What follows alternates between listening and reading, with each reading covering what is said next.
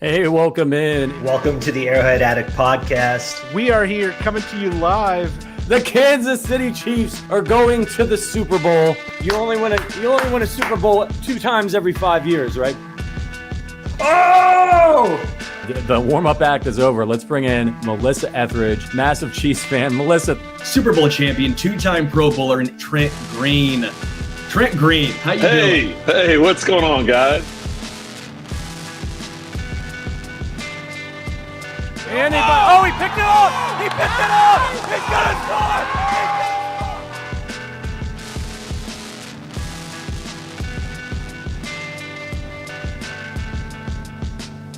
and we'll see you next week. But until then, as always, go Chiefs.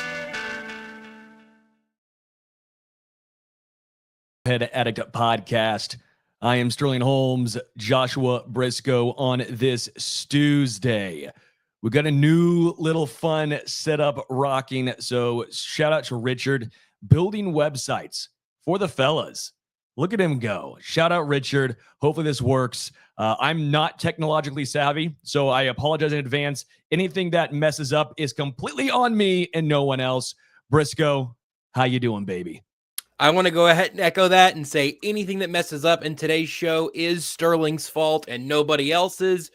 Even if that's my own mistake. So I'm happy to be here with you on a little Tuesday. We got a little news. We got a preseason game just around the corner. The next time we do this show, we'll be looking back on a preseason game. So football mercifully, semi-real football mercifully getting closer. And that's good news for me. Yeah, we'll talk a lot about the Harrison Butker contract. Obviously, that is the big news around the Kansas City Chiefs. We'll talk about some training camp happenings and kind of look ahead towards that preseason game and what that means.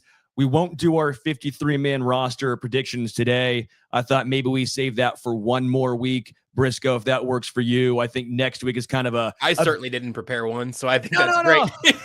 I do it on an Excel spreadsheet so I can get my numbers down right. Yeah. You know, real analytical dude over here. Spreadsheet, of course, Excel. Actually, I have a Mac, so I don't think it's called Excel. It might be just called like numbers, I think, because that's very different. Apple. I mean, Google has sheets. I feel like Apple might just have like paper or grid, but I don't know. I've never been fancy enough to have a Mac. iPhone and AirPods we got there, but I've still got good old-fashioned Windows all around me right now. Well, yeah, hopefully you have windows or else it'd be very dark in your house. Shout out to Joshua who says, I'm here so I won't get fined in slothy style. Ooh, new chat template. I like it. I do like the little chat dots. That's kind of neat. Yeah, it's kind of fancy. We seem classy on this show. We're a classy show. I can go ahead and let my shoulders out if that would help kind of bring it down. What do you think? Is this better? It's worse? Almost the end of summer, and somehow I think you've gotten paler. I don't know how that's possible. That's not true. I got toasty out in Arizona. I mean, my upper arms are not really the kind of back of my neck because of sunburns and whatnot. That's where all of the bronze is hiding. I'm a relatively pale individual. That much is true. So 53-man roster breakdown from Brisco and myself will come out next week. But the big Remind me about that like Monday, if you would. Okay. I'll remind you on Monday. Do want to talk about the Butker contract, though. This is huge news. He's now the highest paid kicker in football, a 4-year, $25.6 million contract extension per Ian Rappaport. The new deal, $17.8 million in guaranteed money. And now the 29-year-old Butker passes Jake Elliott and Justin Tucker's $6 million per year AAV. Your first initial thoughts on this, Brisco? That it makes sense. I was actually live right here on the AA channel yesterday as this was happening. We were going to do some take purge there with the fellas yesterday. And as that was happening, news of Butker's contract came around. So this will be the second time I've talked about it on your all's wonderful feed. Again, it makes sense. And I saw somewhere, I may have been in the show sheet for today, or it was in a tweet or something. I thought it was a good question to ask about the deal, which is how does it impact the Chiefs from a team building perspective or a salary cap perspective, or you know, not just the three-peat, because Butker's under contract for this year, but for the next several seasons to come. It can be the length of the deal. You can think about 10 years, because great kickers can often be great for a very long time, and Honestly, I would probably guess this is not Butker's last deal in Kansas City. But the reason I thought that framing of the question was good is because I have seen, and I think reasonably, I have seen a little bit of debate on either side of, do you want to have the highest paid kicker in football? Like, just kind of like as a big broad question, there's some nuance in there, but in general, do you want to have the highest paid kicker in football? That means you probably have the best kicker in football, or one of the best at a peak age, which, Butker hasn't been an all-pro yet. I learned that from Matty Verderam. Or a Pro Bowler. Also, even crazier, I guess not, because he's never an alternate, because he's always playing in the Super Bowl. So I guess he doesn't get that easy bump in, but still crazy. Yeah. I could really build a counter argument either way. So that I'll say that's my initial thought. And I really like that question of, do you want to have the highest paid kicker in football on your roster? I can play either side a little bit. Where were you at as the news rolled in? About 2:30 yesterday, I think, right? 2:40 or so. I'm thrilled. I'm beside myself excited. This is one of the smartest moves the Chiefs could have made. I asked this question. I'm sorry to cut you off so fast, but you have such a quick 0 to 60. It's like, this is better than drafting Patrick Mahomes. I didn't say that. Fell on my knees and wept when I saw the news. Sterling, don't put words in my mouth. I ripped my clothes and I praised to the heavens, because this was the smartest contract ever given out in sports history. Okay, that second part, the final part may have been true. I did rip my tarps off. I did go tarps off. Yeah, but no, man. Like, I'm thrilled because he is one of the core players, not coaching staff, core players. Mahomes, Kelsey, Chris Jones. I almost want to throw Harrison Butker in there. When you are 32 of 36 in the playoffs, when you have a kicker who is not just going to drill 50-yarders in the regular season, but 50-yarders come postseason time. A guy who, when the game's on the line, you don't question it. The 13-second game, we talk about Kelsey, Mahomes, Tyreek Hill all the time, right? What goes under the radar? A 49-yarder. 49! That is not a chip shot. I looked it up. The average NFL rate on 49ers, I think it was 49 yarders, I think it was last year, was like 66%. And we all just go, yeah, it's good. Go ahead and just throw it. It's over. Game's over. He's drilling this. How many times has he made 25, 30 yarders, 40 yarders? A 45-yarder was against the Bengals to avenge that loss, right? How many times has he come up with that and we have zero questions? You think the Vikings right now, when Greg Joseph shanked that 23-yarder, would have taken that? You think the Bills, when Tyler Bass missed that last year, to said, you know what? Yeah, we would have paid a couple extra mil per year to have Harrison Butker drill that. That's what it comes down to. It's faith, it's trust, it's knowing you have, again, one of, if not the best kickers in football, the clutchest kicker in football. He's been better. Again, he's played in more games. He's been better than Justin Tucker come playoff time. That's a fact. That's not just me spewing that because I think he is. The stats say he is. Like, Harrison Butker is just nails. You want that in a kicker, and how soon do we forget? If you're comparing a couple million per year, and one of the worst losses in Chiefs history, playoff history, was from a damn kicker, yeah, give me the couple extra mil per year. Again, it's never going to be a sure thing, but for the right thing, the best chance. It's not the highest paid wide receiver where you're paying him 30 to 35 mil per year. It's $6 million per year. I'm cool with this. Yeah, and so I think there are levels to it. And again, I think that the nuance of the conversation is probably the most interesting part, because right now, Harrison Butker is going to be making pretty much what Drew Tranquil is making. So if you're going to say now, just to put another name in comparison, and Drew Tranquil just signed another, he had free agency, but then signed I guess not an extension, a new deal with future years after the 1-year deal he signed last offseason. So Drew Tranquil now is making about that per year. It's funny money a little bit because year 3 is not quite real. This year's cap hit's 8.5. Last year's cap hit was 3. So about the same AAV for Drew Tranquil and Harrison Butker, right? If you were going to tell me or going to ask me who is more important to getting you through a football season at a replacement level value for the next guy up, I don't want to be able to, I don't want to have to say we couldn't afford Drew Tranquil because we're paying this excellent kicker this much money. Go ahead. Do you want to interrupt or do you want me to land the plane? Go ahead. I disagree. Your number one linebacker versus your number one kicker. I would rather have the best linebacker on this team for the same amount of money. Fortunately, that's not actually the binary. That's a little bit of a false choice. I'm just kind of putting another player's name onto it there. Because if you were to say, hey, what about MVS at 10 million versus Harrison Butker at 6? I'd rather have Harrison Butker at 10. Like that, we have seen big contracts go different ways. And I have no reason to believe that Harrison Butker is going to fall off a cliff at any point over these next few years, which is way easier to be confident in for a kicker than it is for any position player. You expect them to kind of hold that level. And Butker has been undeniably great. I think you can play the replacement level game, but ultimately I would end up in a similar spot where, the Chiefs they let Tommy Townsend walk instead of paying a specialist there. Butker does a different job at a much higher level than Tommy Townsend does, right? They're going vet minimum at punter, but Matt Araiza is a very particular situation that's not super repeatable in a lot of other places. So I'm not surprised that the Chiefs are showing a different strategy with their kicker and their punter. They're not paying, and James Winchester is highly paid, but highly paid for a long snapper. We're literally talking about $1 million difference or something like that between where he gets and where your sort of replacement level guy would be. So ultimately, I am not at all surprised that they made this move.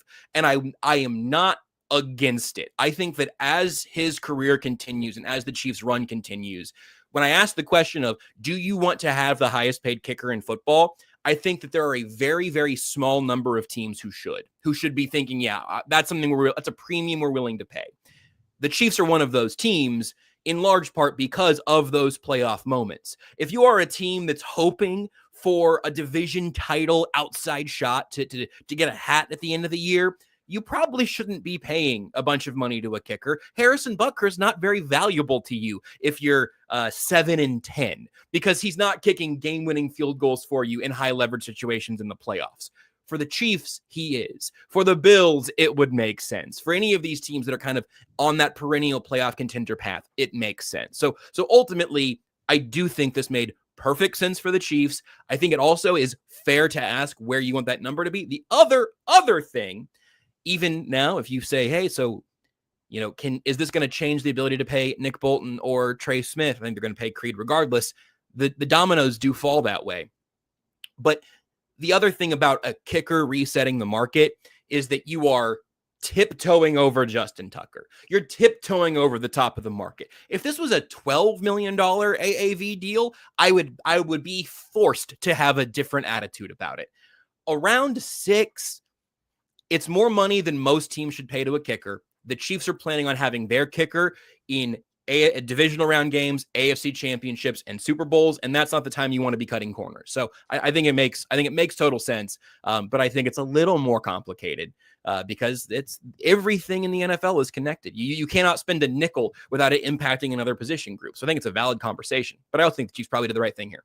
If they cut, but let's just say hypothetically, they did not give Butker this contract, 30 other teams would be calling for him.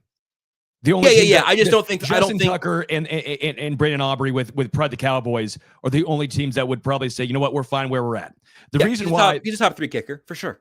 And I think he's number 2, and in the playoffs, he's number 1. Do you understand what I'm saying, though, about why it makes more sense for the Chiefs to pay more money for a kicker than 100%. It does for a 2-win team or something? Or for any playoff team, it makes sense for. Any playoff team, you would want Harrison Butker, realistically. Right. Because one, he's been there, and 2, he's shown that moment's not too big. He doesn't wilt like half the kickers do.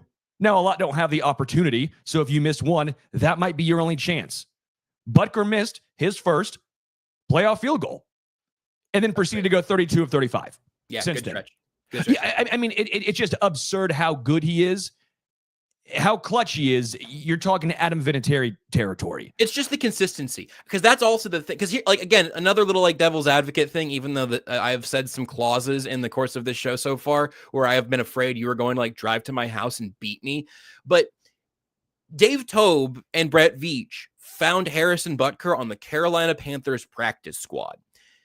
You could, in some world, I think, ask, all right, well, so you got maybe the best special teams coordinator in football, maybe the best GM in football. Can you find a kicker who's 95%, 90% of Harrison Butker for an undrafted free agent market? One, I would guess maybe not. Like that, I don't even know that the best scouts in the business are going to be able to get you 90% replacement level, because Butker has been that plus good. The other thing about it, in terms of the way that this is all structured in the position that you mentioned with Butker, you might have a kicker who had every bit of the leg in college. You may have a guy that looked great in the preseason. And sometimes kickers do seem to just kind of wilt in a moment. And you can't really simulate that. And if it's not even wilt, it's just not execute at that consistent level. It's so hard to project who's going to be able to do that. You don't have to project it for Butker because he's done it 30 sometimes in very clutch moments in the playoffs. So yeah, again, I think it makes perfect sense. I don't think it's like an unquestionable thing. I think that it was worth spending 20 minutes of this show today talking about it because there are layers to it. But yeah, man, it makes perfect sense. The Chiefs would say that's worth us paying him for it. That price, if we're talking 8 to 9 to 10, then I would say, yeah, I'd question it. I have zero questions at the current price. I really do. Again, multitude of reasons we've already laid out. He makes way more sense than paying the extra $1 million or $2 million for a punter. They showed it with Dustin Colquitt. Tommy Townsend, quite frankly, was bad last year. I know that might seem like an overreaction to some. You look at the net yards, average yards per punt, he was 15th and 17th, so middle of the pack. Then you also want to add in, how many times did he get the kick inside the 20? Like the percentage, not the amount of punts, but the percentage. He was 24th. So he was not kicking it super long, and he was not very accurate. So that's not a good combination. That's not a guy you break the bank for, especially as a punter. Made sense to move on and give that extra money to Butker in that sense. Can I give you my hottest take that I really should have done when we were doing the take purge yesterday? It's only semi-related. Sure. There's no way it's going to happen now, but if in the origins of football there could have been some distinction in the rule book that that one of your position players has to be your kicker, I think the sport would be more fun. Where throughout the life of the sport, your quarterback had also better be able to place kick, or Justin Reed suddenly gets $5 million a year more valuable, or if you want to tweak the rules, you can have Harrison Butker, but he's got to play safety for 10 reps a game. I think that there is some fun kind of NFL street type energy there that we really missed out on by just allowing the specialists to be special. No offense to my long snappers. Shout out to Kendall Gammon. Shout out to James Winchester. But hey, Creed, you've got to learn how to long snap, and you have to hustle downfield to try to cover a punt now. That's just the rule. I think there's room for that. But it's too late now. We're obviously in an age of specialists, and that's okay because they're really excellent. That one specific job, it's just not as sporting as it could have been. Did Vince Wilfork get to kick a field goal at one point? I think there was a real big fella that kicked an extra point or something. I don't remember that, but that would be absolutely electric. I do want to give a shout out to Slothy. Said, to be fair to Tommy, our receivers kind of sucked last year, so we couldn't move the ball far enough down the field for Tommy to be able to kick it inside the 20. Well, the leader was Ryan Stonehouse from the Titans. That makes sense. Their offense not noted for being elite. Apparently, Vince Wilfork and Carly Lloyd had a kickoff in Hard Knocks, but I don't think he got one in the game. So submit your favorite NFL players who have made field goals who were not field goal kickers in the chat. Oh, was it Drew Bledsoe? Or was it Testaverde who had the drop kick for the Patriots? That sounds very plausible. It was a drop kick. I don't remember. It was either Drew Bledsoe or Testaverde. I think there was a big fella who kicked an extra point at one point. I'm trying to remember who that was. Bigger than Vinny Testaverde, if I had to guess. Yeah, bigger than a QB. Okay, yeah, fair. I think so. If we have time, I'll save the Bolton conversation for the end of the show. Okay, because I feel like we can go back and forth with that. We have differing thoughts, obviously, on Nick Bolton, but I think we probably could find a middle ground at some point. Doug Flutie, thank you, Lucas. Doug Flutie. Oh, you mean like that he had in his bag? No, he did it in a game. Yeah. No, I know. I understand. Yes, I got you now. Yeah, Doug Flutie, thank you. I was drawing a blank for some reason there. We can talk about Nick Bolton and the contract extension, just in general, that thought process. If we have time, we probably will. Not a lot happened at training camp, and I think we can get into the very end of the show, but I know we'll have a nice convo there. Obviously, Spags talked today. Cornerback room still wide open. Love hearing Spags talk. Andy Reid gives you nothing. Anytime you ask him about any sort of player, it's always, yeah, he looks good, coming along, working hard. That's all you can do at this point is work hard. And Andy's like, worst okay, presser of training camp was yesterday by a pretty wide margin. He was ready to get out of the tent. I don't blame him. It's hot. He's been out there for a while, but now he was less giving in terms of info yesterday. Frankly, Spags wasn't his A game today in terms of pure entertainment value. Still great, still quality. Could have been better, but I still find the cornerback room fascinating to see how that breaks down. No one's taking it. I still have my if I'm betting on a horse, right? I'm putting my money on Josh Williams. I just think he had a good enough year last year. PFF backed it up. The eye test backed it up. The snap count, little back and forth. I think the talent's there. The size is there. But what made me nervous was he did not run away with it when Jalen Watson was injured. He didn't run away with it. In camp, you mean? In camp so far. When Najee Johnson, because Jalen Watson was starting to get some more reps in today and all that stuff. So out of a non-contact jersey today for Jalen Watson. So Jalen Watson seems like maybe today was his first day in pads without the yellow non-contact jersey. So a big development for him. Also, Kelvin Joseph's missed a whole bunch of time the last few days, which has been kind of a bummer because it seemed like he was on a good track. Yeah, and so now you're kind of looking at Watson, Najee Johnson, who's seemingly slipping back. I haven't heard a whole bunch of Najee Johnson. He was brought up today by Spags, but it seemed almost more like a third guy. Right. He also missed like a week. He's back now, but he also kind of fell out of the. I think Williams is the only guy in that real conversation who hasn't missed a practice yet. Right. Knock on wood if you're with me. Yeah. Sorry. Here we go. Shout out to John Gruden, who's also John Gruden. He's been at more Chiefs camps than me this year. Who had that on their bingo card? Yeah. Not me. Do you make anything of that, by the way, of the Gruden being at camp? No. No, he and Andy Reid have been friends for a long time. It's kind of bizarre for like 500 reasons. Some of them that should be crushingly obvious and some of them that may not be. But yeah, no, it's fine.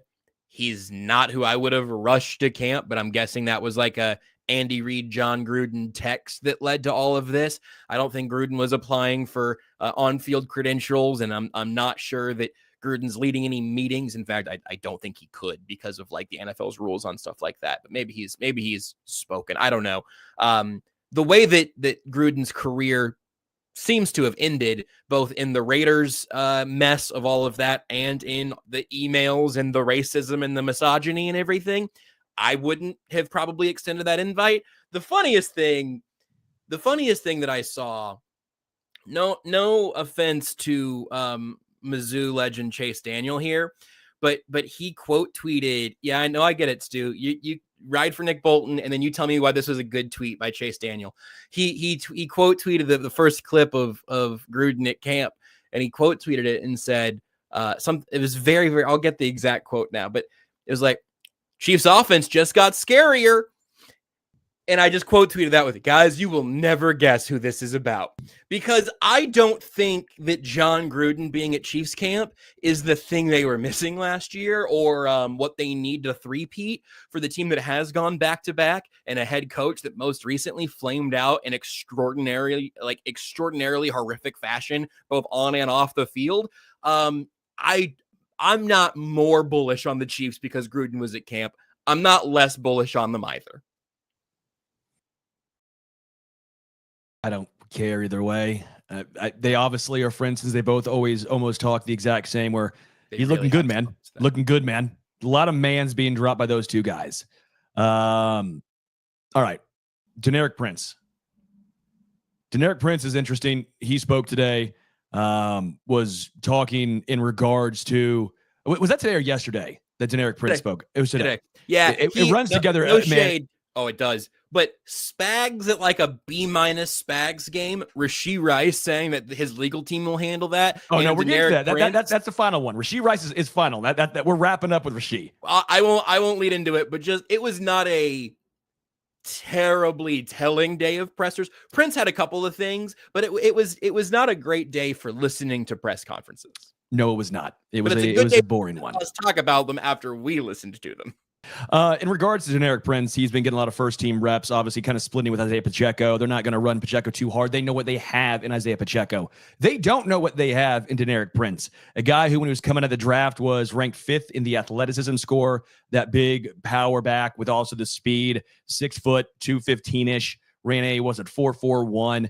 But the knock against him was a little bit of the explosiveness, right? It took him a little bit to get going. The Chiefs don't really have that in their running back room. Pacheco's fast guy, but again, kind of the same thing. Takes him a little bit to get going. Clyde, don't need to dwell on that too much as well. But Deneric is getting a lot of run. Do you take that as, okay, he's RB2/RB3, or are you taking this as this is a long tryout for Deneric Prince? They just really want to see what they have. If they don't believe he's the guy, well, then maybe they look to someone who's currently not on this roster. I think it's a little bit of both. I think it's more the latter in terms of it being like a hefty tryout. I think Clyde is still running back too, and he wasn't out there today. And we don't know if that would. I don't think the Chiefs ever gave a distinction. He just recently talked about everything with his experience with PTSD and the vomiting syndrome that has sent him to the hospital and all of that. So that was all fascinating. I'm glad he shared that when he did. But so hopefully his health is all right, mentally and physically. But he wasn't out there today, so it was even more Prince in that rotation. I think that he is tentatively probably RB3 right now. One of the things, and rookie running backs have not been in the same group as this as rookie wide receivers or tight ends with Andy Reid, because Clyde was very heavily involved as a rookie, and then Pacheco took the job as a rookie. But I do think that there's probably only an advantage to Prince having an extra year of training camp, of preseason, of practice squad, right? He was there all last season. Last camp, he got some of the like similar Pacheco, hey, here's the guy that nobody really talked about, but his college film's pretty interesting. Wait till see. And then that obviously didn't materialize. I think that it makes sense for him to get kind of the first nod. I cannot say that I am incredibly confident in anybody south of Pacheco on the depth chart still, but he is one of the guys that, and even this is on a sliding scale, man. So don't, I don't want people to get like so hyphy for the preseason that they forget it's a preseason game. But if Prince looks comfortable and looks like he can make a couple of plays and hit a hole pretty quickly, and like to kind of get that first burst and show an example of his vision, maybe having taken a step, if he could show that in the preseason, maybe he could be kind of the running back 3 before the last game. I think in the meantime, though, I think he's in a spot. I'll say it this way, Sterling. I think he's going to get a lot of work in the preseason, which is what you get when you're still being tested. And so I think he's the favorite to get that job right now, but I do still think he's being tested for it. Yeah, 100% with you, because this tells me, by the way, that Keontae Ingram, to an extent, Carson Steele, but particularly Keontae Ingram and those next tier down running backs, right? With Amani Bailey, I don't think they have a ton of faith in them, because Andy Reid and first team reps, those are so valuable. They mean a lot, right? This is, again, I think it's okay, either Generic's our guy, or it's someone who's not currently on the 53. Or I guess 90 at this point. Right, It's 91 because of LRZ. Drew Godric, I believe. Because of Drew Godric. Yep. Yeah. So that's what I think it's at this point. It's just a long, extended tryout for Deneric Prince, and he's saying the right things. Talking about pass protection. That's the thing that's going to get him on the field. Pass protection makes him a guy who makes the back end of the roster. That's what it's going to really come down to. A couple questions right here. One from Go for KC Forever. Do you ever go to training camp, or do you get coverage from someone? I did go to camp a lot last year. Can't this year because I'm on air. As Brisco knows, that 10 to 2 time slot as I'm on 8:10 kind of perfectly lines up. So we actually play the pressers live on the radio show. We have someone from the station go out and cover for us because we physically cannot be there. I might go on the weekends as it sort of wraps up, but during the week, no, because I'm on air, so I can't do that. Joshua says, I think it's Pacheco RB1, and then the rest just do stuff occasionally. IDK, if Casey has RB2, that's fine. I think we're on the same boat, but the issue is Pacheco's a guy who's already been injured a couple times in his career. Yeah. Come playoff time, they'll open him up, and he'll be the bell cow. We get that. But the regular season is a long grind, 17 games. And now you're playing about 20 games a year. They want someone that they trust. They can give, 10, 12 touches a game? I'm not I bet saying they get away with less than that, but I think, but probably. I'm between RB2 and RB3. 10 yeah, I would say 15 snaps, probably. Well, maybe more for pass pro. If Pacheco's not your pass pro guy, it might be higher than that. Yeah, 10. I don't know that RB2 and 3 were getting 10 touches a game last year. That's actually an interesting thought because, especially on the stretch. But early in the year would be interesting. I'll see if I can find something for you there. I think snaps was a much better way of putting that instead of touches because of, again, third downs. Trying to, again, to save Pacheco a little bit. You know it's a long season. You know what the aspirations are. But got to keep him fresh. But I'm with you. I agree. But who's the best pass protecting running back on the team right now? Pacheco or Clyde. And Pacheco has been looking for that work at training camp. He and Drew Tranquil just turning into episodes of Pacific Rim, just Godzilla Kong, whatever, just two absolute beasts just wailing on each other. And if Pacheco takes a step as a pass catcher, I would be happy to have him out there on third down, especially 3rd and 4 to have the actual threat that maybe he will just also get handed the football. The problem is, as somebody said a few minutes ago, it's a long season and running backs get hit a lot. So I'm not big picture worried about it. This is the thing that's going to derail the 3-peat campaign, but it's the single spot on the roster that I'm the most confused by the Chiefs' attitude towards, because it's a little different than how they've looked at it in years past. And I don't love their answers still. And so I don't know. It's just very weird. It's a very weird group. If we're being honest, if the backup running back spot is one of, if not the biggest concern the team has, you're in a damn good spot. Sure, but it would have been really nice to have another running back on the roster who you could run the offense with after Pacheco got hurt last year, as the rest of your offense was sputtering. But you're right. Hey, I get it. My point remains: you're not trying to find a quarterback. You're not trying to find who's going to catch the football. You're not trying to find necessarily who's going to get after the quarterback. You're not trying to find who's a lockdown corner. The Chiefs are in a damn good spot. The Chiefs are in a really good spot, and I think, is this the best chance we've seen in the Super Bowl era to see a legitimate 3-peat? I mean, seriously, the Chiefs are the favorites this year. They're not sitting here going, they lost a lot of pieces. They're not sitting here going, okay, yeah, they won 2, but now they have to pay everyone. Now guys are walking. The Chiefs are in an envious spot where they won 2 Super Bowls whilst retooling, and now they're going for the 3rd. I'm just trying to think now how envious it really is, the situation the Chiefs find themselves in. Sterling, why would you say something so controversial yet so brave? That other teams in the NFL may be envious of the position the Chiefs are in right now. Speak on that. Talk on that. My point is they're going for the 3-peat whilst retooling and not losing a lot of, again, you lose L'Jarius Sneed. That sucks, right? But you lost your second best cornerback.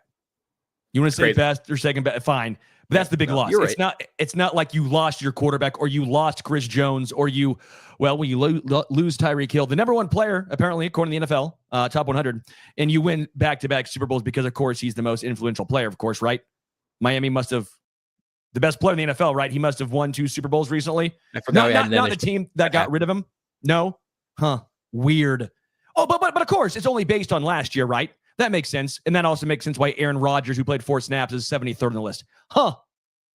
I think Rodgers might have been 93rd, which is no better. But the point remains, why was Aaron Rodgers on that list? Yeah. All right. Let's talk Rashee Rice. He did not give us anything. I mean, literally, it was nothing. And the media tried. It wasn't a situation. Good follow-ups. They asked him multiple times, direct questions. Some would be yes or no. Yep. Have you talked to the NFL or have to you Goodell? met with the league? That I thought we were going to get an actual answer to that one because surprisingly, if you only heard Rashee Rice's response, if he's talked to the NFL is actually not a legal matter. That is not a legal issue. That's a professional issue. And all it was my legal team. This is ongoing. My legal matters are ongoing, and my legal team will handle this. Yep, he did that. Awesome. Yep. I was shocked that when they asked the question of who's the fastest receiver on this team, he didn't give that same answer. That would've been good. But he gave just as good an answer of, well, there's game speed and sprint speed. Rashee Rice was up there to not get in trouble today, which the way that his offseason went is character development. Like, that is still probably a net positive, but he was 100% like, I'm here so I don't get fined. And he wasn't rude about it either, which I will make clear. Like, he wasn't standoffish or combative, like some like old school Tyreek Hill training camp press conferences, but he wasn't helpful to himself or anyone else for that matter. All right. Let's do it. Oh. Let's do Nick Bolton conversation because I feel like this is going to be fun. This will be enjoyable. Great. And you and I will have different views. And again, this is in the culmination of Harrison Butker becoming the highest paid kicker in the NFL. Deservedly so. We've come to that conclusion, especially when you're a team like the Chiefs who are fighting for Super Bowls, going for the three-peat. Don't mess with the most clutch kicker in the NFL. But when it comes to Nick Bolton, you and I differ here. I think we both agree he's a good linebacker, right? We both agree he's a good linebacker. Good football player, good linebacker, seems smart, understand why Spags loves him. Okay. Where we differ is I think he's a little better and a more integral part of the defense than potentially you do. You have some information, I don't even say information, but you have some precedents of when he was injured. Defense didn't skip a beat. Drew Tranquil took over, and they were great. And I can't argue nor deny that. I can't. I mean, that we saw it firsthand. The defense was still very good. But Willie Gay Jr. is now gone. Leo Chenal doesn't really fit that role. He's more of a specialist, right? I think we both agree Leo's more of a specialist to an extent. I don't necessarily know if he's going to be used that way. I think he's going to end up seeing a pretty similar percentage of work, I would say, to Willie Gay. But yeah. So then what I look at is for the future. That's fine. But you can start getting conversations with Nick Bolton right now, right? I think Creed's next on the list. Yeah. And we both agree Creed's getting done, so we're not too worried there. Correct. Then it comes to Trey or Bolton. Well, you look at the Rob Hunt contract, you look at the guard market, you basically say, hey, Trey, we love you. Go get your money, guy. You're going to get paid more than we can afford to pay you. They haven't drafted Nick Bolton's replacement. They somewhat drafted or tried to draft or thinking about it, a replacement for Trey Smith, whether that's Hunter Norzad, whether that's they're trying Wanye Morris at guard. There are a couple of interesting situations here. So I think there is a replacement in place if Trey Smith is going to get paid somewhere else. Nick Bolton, not so much. Don't get me wrong. Swayze Bozeman's a great name, but I don't think a UDFA is the guy they're going to replace the defensive cornerstone, Nick Bolton. Nick Bolton's contract, what he asks, what he demands, that's the telling point here. Because there's 3 linebackers in football right now. 3 linebackers. We're not talking Micah Parsons. We're not talking edge rushers that are classified as inside backers. Yes. It's 3 guys. Fred Warner, Roquan Smith, Tremont Edmonds. It's like 20 million, 19 million, 18 million. Pretty much, yep. Then you get a pretty big drop-off. Matt Milano, correct? Am I right here? Patrick Queen is. I had Patrick Queen as 5th. 13.6. I've got this table sorted by average salary now. So like the guarantees and everything. This isn't for you. This is for everyone listening. Every NFL contract is lying a little bit, so all of the numbers will have a little bit of fat on them. By the way, I saw that Aziz Al-Shahir from Houston 11, Zaire Franklin 10. Yeah. So I saw that comment. Jack Conklin playing the green dot the other day. Yeah, Jack Conklin's it's a good backup. They're not having Jack Conklin fill in for Nick Bolton. That's not the plan. Jack Conklin's a good backup, feisty backup. I think Spags loves Jack Cochran, Sterling, and I was just gonna say his name in this conversation. Not this year, not right now. But we're not doing this. Spags talks about Jack Cochran a lot, and he talks about Nick Bolton a lot, and he talked about Anthony Hitchens a lot, just in terms of like the verbiage and the lineage of his green dot linebackers. I'm not predicting it. I'm not laying down my life on the line for Jack Cochran green dot 2025, because that's where Drew Tranquil will be. But I do think he's a part of the mix. Okay. Going back to Bolton here. 16 games, 17 games. Then last year, we're all concerned, 8 games. He's injured right now. Stinger, nothing major from what we've heard. Nothing major. It's been out longer than Kadarius Toney. That's not great. But that's also not fair from me to say. Yeah. It's just a true thing. It's crazy. I will also point out for him, he probably wants to play a full year because right now the Chiefs would more than likely lowball him saying, hey, you're coming off of your worst year in an injured plagued year in the NFL. We got to see more or else we're going to lowball you. Okay. We get it. But when it comes to contracts, we talked about it. Roquan, Fred, Edmonds. We both agree he ain't getting that. He ain't getting the 18, 19, 20 million. If that's the case, we're both out. Correct? Cool. Yeah, definitely. See, I'm rational. I'm a rational man. I also think if you think he's Bobby Okereke, Foye Oluokun for the Jags, Zaire Franklin, I think he's getting more than those guys who are getting paid in the $10 million range. Also because he's a lot younger. He's going to be 25 when he comes up for contract. Those guys, 28, 28, and 29, right? And then 28 for Zaire Franklin. We agree there, right? He's going to get more than those 3 guys. Yeah, probably. Yeah. Okay. Then it comes down to who's the best comp. It's Patrick Queen. Patrick Queen is the one contract I think you look at who is the age similar, talent similar. Patrick Queen has 1 Pro Bowl. Nick Bolton has 0. Nick Bolton has 2 Super Bowls where he's been the green dot. He's been the focal point of the defense, right? I'm not saying he's all pro, but he has 2 rings to show for it.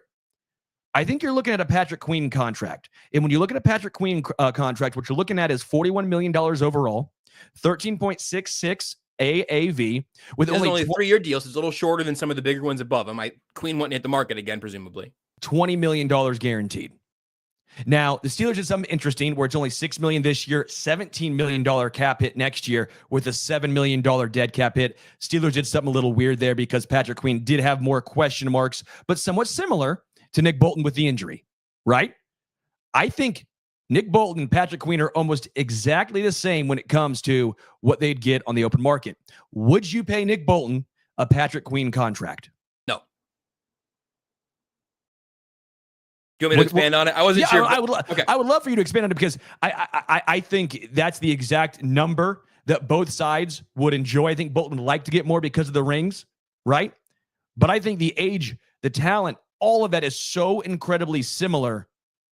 I'm giving Nick Bolton that 13.66, repeating, of course, AAV per year for 3 years. Yeah, especially when you look at the future of the team, I just think you're making some huge decisions in such a long domino affecting kind of way that you're probably making that move with a loss of George Karlaftis in mind. Or I think they are prioritizing Trent McDuffie. It's just my early feel on that. I think Creed is happening, and I think McDuffie will be happening. And not this offseason, but I think that's kind of, those feel like the tier 1 guys for me. And then there's a lot of fuzziness after that. I know we're not talking about Karlaftis, but Karlaftis might end up in a Bolton-ish conversation because you could build some disagreement about his value and he's next to Chris Jones or on a defensive line where everyone keys on Chris Jones. At least they've got other good players. Whatever. I like George Karlaftis a lot. I think that conversation will be interesting. We'll get there next offseason, or maybe even later this year. It'll come up again. The thing that I am just not willing to do at this point is to pay Nick Bolton like he is a never a problem type of player, the guy you can have in the middle of your defense in all personnels and in virtually all matchups where you can be really, really confident in what he is getting there. Plus, if he does hit the open market, not in terms of signing in St. Joe right now, but if he hits the open market in free agency, that number goes up and up and up and up. The hot take I gave yesterday to the Intangibles guys on the Arrowhead Addict feed here was that Creed Humphrey, and this was like a take purge, but I'm floating it again to see if it still feels okay. My hot take is that Creed Humphrey is the only member of that draft class who gets a long-term extension done. I can see Noah Gray coming back on successive 1-year deals, but I just think Trey Smith's going to get outpriced, and I'm not willing to make Nick Bolton one of the team's 5 highest paid players over the next 3 or 4 years, knowing who else is going to be in line for that payday. I've probably memed it to the brink of unsustainability here. Nick Bolton's a good football player. I understand why Steve Spagnuolo wants him to be the guy in the middle of his defense. I understand why he is more valuable than just his physical tools. I understand all of that. A lot of those things, and this is not a one-to-one comp, they're not the same player, but a lot of those things were true about Anthony Hitchens, and they paid him incoming free agent money. So they were on top of it even further, right? It was beating the rest of the market. And then Anthony Hitchens spent his time with Spags and was the cerebral center of the defense and then moved on. I think Jack Cochran's a little more of an outside shot here, but I really do think that if Nick Bolton signs somewhere else this upcoming offseason and Spags makes Tranquil the green dot, I think you will hear him talk about so many of the same things that he loved about Nick Bolton, because those are skills that can come with cerebral, intelligent, quick thinking, fast talking linebackers. Bolton absolutely has all of that.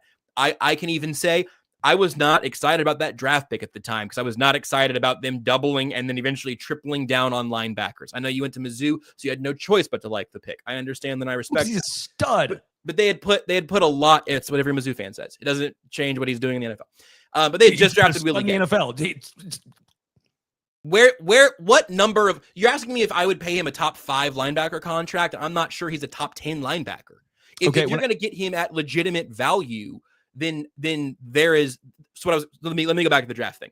The second round pick and what he had after that, and being one of the key cogs in this defense that does have a lot going on around that center cog at Mike linebacker, that draft pick in retrospect, inarguably successful. I understand how it panned out that way. It's a less good pick than the Creed pick was, but I'm now splitting hairs in a way that does not matter. Point being, good player. I think there's a pretty damn good chance he's walking out of here as one of the defensive signal callers of a three-peat and then gets a big bag from somewhere else. But when the Chiefs have the good problem of lots of very good players, I want them to keep their own talent more frequently. I think that's generally a good direction to go in. But the time to get it done is in this window right now. And so I think if week 1 hits, I'm going to say right then that I think that's the end of this. Will be the final Nick Bolton season, kind of in the way it was the final Tyrann Mathieu season, much in the way that I think this is going to be the final Justin Reed season. I think Justin Reed is great. I think Justin Reed, I'm floating here. I'm floating this. I think Justin Reed's probably been more valuable to this defense than Nick Bolton has. But they're both I think they at least belong on the same tier, right? Is that reasonable for you? Will you follow me there? I'd go Bolton a little higher, maybe, because I think, again, it's tough because we're talking about 2, in my opinion, non-premium. Is that why? You cut out. No, I love Justin Reed, and he brought the physicality. The Chiefs, I've said for the longest time that Chiefs. He's also the line everybody up, cerebral leader, and a lot of that intangible stuff applies to both. I'll just say, and I'll give you the ball back here, but those guys are on very similar high tiers for me, and similar tiers that are both south of Chris Jones and on this roster right now, south of Trent McDuffie, but in a tier of really important players. But I don't hear anybody getting nearly as personal about the debate with Justin Reed, who is in a contract year right now, too. He's obviously older. This is a contract removed for him. And it kind of bums me out because I like Justin Reed, but I think he's kind of on the Tyrann Mathieu track right now. Well, I think that's what it is. Again, Justin Reed's a different conversation. If the Chiefs were going to do it, they would have extended him to bring the cap number down. Again, he's going for his 3rd contract in the NFL, right? Rookie contract, this one, then one more. Again, maybe if he gets healthy before the season starts, maybe they have had those conversations, but I would be fascinated to hear Reed talk about it because Tyrann Mathieu ended up after his final year was like, yeah, we weren't talking about it, and I knew. I wonder if Justin Reed knows. I wonder what Nick Bolton thinks. Sure. And part of this also is, again, positional. The Chiefs have done such a phenomenal job of drafting, developing secondary talent. They've almost had the writing on the wall. It's not that I don't love Justin Reed or that I wouldn't like him back, but when you draft Jaden Hicks seemingly to replace him, just the way you drafted Brian Cook to seemingly replace Juan Thornhill, the writing is kind of on the wall, and they just have not done that with linebackers. So right now I'm trying to look through the tea leaves. If I gave you my thought right now, what I think happens, I think you get a Patrick Queen contract for Nick Bolton. That's the way I'm saying it right now on August 6th. So, and I'd say Drew Tranquill has a 2-year plan. I know it's not a replacement in the you're absolutely right to point out the like rookie succession plan. I think that's a very good detail to have in all of this, but you could have look, we can nitpick. This isn't even what I believe. I'm going to try to give you numbers that you won't object to. But if Nick Bolton walks, you can replace the 6th best middle linebacker in football with the 10th best middle linebacker in football with the guy who's already under contract. And for me, I'm willing to do that. I will also say one thing when it comes to linebacker contracts. They are almost similar to running back contracts. When you see the money, it's 2 years guaranteed. If you see a 3 or 4 year contract, almost always 2 years guaranteed. Drew Tranquill is the same. The only outlier, I believe, is Fred Warner, who has basically 3 years guaranteed, but almost every other linebacker, it's only 2. A lot of funny money involved. So you're really only paying for 2 years in regards to most likely Nick Bolton. So I want to at least throw that caveat out there that linebacker is, again, a little different monetary position, guaranteed wise, than a lot of other, again, just based on the physicality of said position. And more flexibility the more flexibility and the lower the number, the more interested I am in bringing Bolton back, right? And that's true for that scale is true for everybody. More money and less flexibility means we're all less interested in any player except for Mahomes. So there is a spot where they could bring back Nick Bolton, but yeah, that's fine. But I just, at this point right now, because I do think there are other players with some physical limitations that are in similar places to what Bolton has done mentally so far, I'm not willing to pay Bolton like he has both elite physical and mental tools. He seems to have elite mental tools, and he is a good linebacker physically. Maybe he's mentally great and physically good. I can't pay that guy like a top 5 linebacker. You got to be really special to get that value for me. That's kind of my differentiation. And I was okay with the Tranquill deal at about $6 million per year, even though that was a smidge more than I thought he was going to get. At least we're both excited on Tranquill being back and Butker getting his contract. Hopefully, again, no nerve-wracking shanked 27-yard field goals in the playoffs. Sorry, Bears, Vikings, Bills, Buccaneers. Name a team. The Chiefs back in the day as well. Go ahead. No, get it out. Go ahead. I just wanted to give a shout out to everyone who showed up to Casey Bierko on Thursday evening with Matt Verderam and myself. We had a lot of fun there. I saw Verderam podcasted from your backdrop there. Yeah, I was golfing. He literally was at my crib chilling here because I knew he was coming up. He's like, hey, want to go grab dinner and then go to Casey Bierko? I'm like, yeah, that'd be fun. Let's do that. I'm like, where are you staying? He goes, I don't know yet. I'm like, okay, well, you can stay at my house. It was the day before he was going to get here. I'm like, yeah, stay at my crib. You're good. Wow, that's excellent. And so he stayed at my house. We had a great time. Went to Casey Bierko, met with some listeners. Appreciate everyone that came out. That was a great time. Then we went to Harry's downtown, got a drink there. Then we came back to my crib, busted open some bourbon. It was fun. Had a good night. Then he bounced. And just want to give a shout out to everyone that showed up and hung out with us. It was a lot of fun. And then I also wanted to say, before we get out, we did talk about training camp. For you, what's been the most intriguing training camp news, battle, anything that you want to bring up here? What's been the most intriguing part of training camp for you? Pre-camp, my kind of outside take that I genuinely believed in was that Kingsley was going to be the starter week 1. And that seems to be very much on track still. The weird Kadarius Toney stuff has been really fun.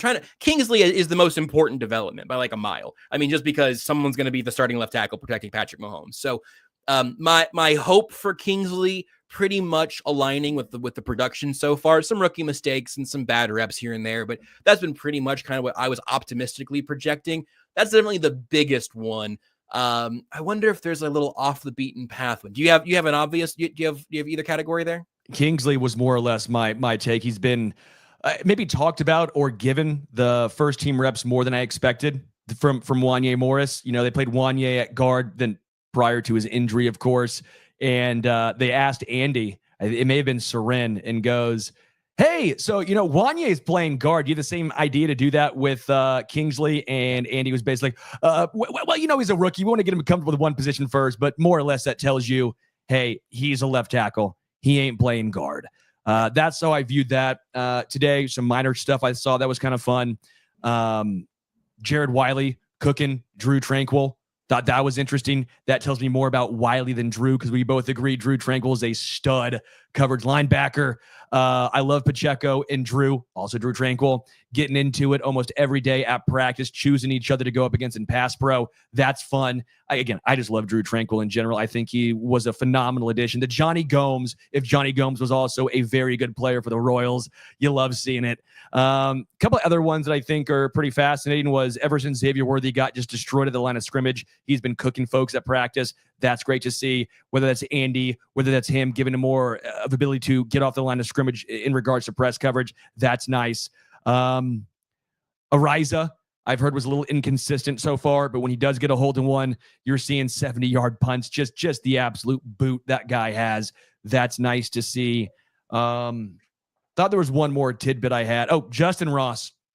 I was kind of thinking if I wanted to talk about Justin Ross. I don't know. I don't really want to talk about it, but it's Bobby Scipio.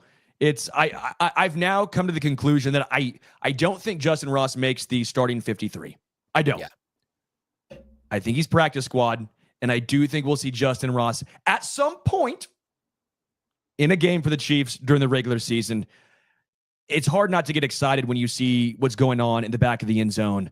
That was on Friday's training camp practice, and you're just sitting here going, the Chiefs don't have a guy like that. Chiefs don't have that big body guy. Maybe you use Jared Wiley or Travis Kelce in that kind of big bodied outside role. But damn, you watch that and go, Justin Ross looks damn good. Welcome back to Tuesdays with Stu. It's August 6, 2044. Brisco, Justin Ross at training camp. Highlight after highlight. Your thoughts? We're just going to be doing this forever. You're not wrong. We're just going to be doing this forever. Is he Alberto Mondesi? Ross? No. He's because Alberto Mondesi never got suspended for 8 games and then never got suspended for half a season mid-season that derailed that campaign. So he'd get injured though. It's not even all the injuries. It's just the Chiefs don't have a guy like that. The question is, do they want a guy like that, or do they just end up with Justin Ross? And like, oh, I don't know. We'll figure it out. I wanted to give you a receiver takeaway, but I couldn't come up with one that I really believed in. So I think what that actually translates to is it is noteworthy to me that I think the top 5 are pretty much done in Hollywood, Rice, Watson, Brown. Sorry, hold on. Hold on. I got this out of order. Hollywood, Rice, Worthy, Watson, Hardman seems pretty just the way that the reps have gone. I am not that excited about McCole Hardman, but I think that seems relatively set right now. Okay, my hot take, if you want to call it a hot take, I think Remigio is more set on the 53 than Hardman. Yeah, it's not true. I know, but I think Remigio will be a delightful practice squad ad, and I like him, but I think Hardman's gonna. I think there's a little bit of a little stability there that I think they're going to end up favoring. I think Dave Tobe gets one of his guys, and that one guy is Nico Remigio. Hardman, I agree. I think it's Remigio. I believe in it. Could be wrong. I've been wrong before. I'll be wrong again. But that's the limb I'm going off on, that I think Remigio makes the 53, and I'm pretty damn convinced. Okay. I would still say the percentage is just on the other side of 50-50.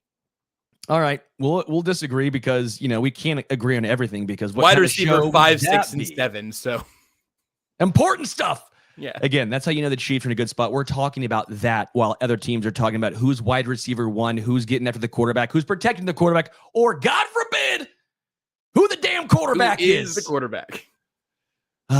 Congratulations. We should have talked about Jarrett Stidham. Broncos, Raiders. At least the Patriots have probably the right guy to work on for a little bit. I don't know about that Mile High City over there, Stu. I don't know, Stu. I don't know. What I do know was this was a fun show, and I appreciate everyone listening.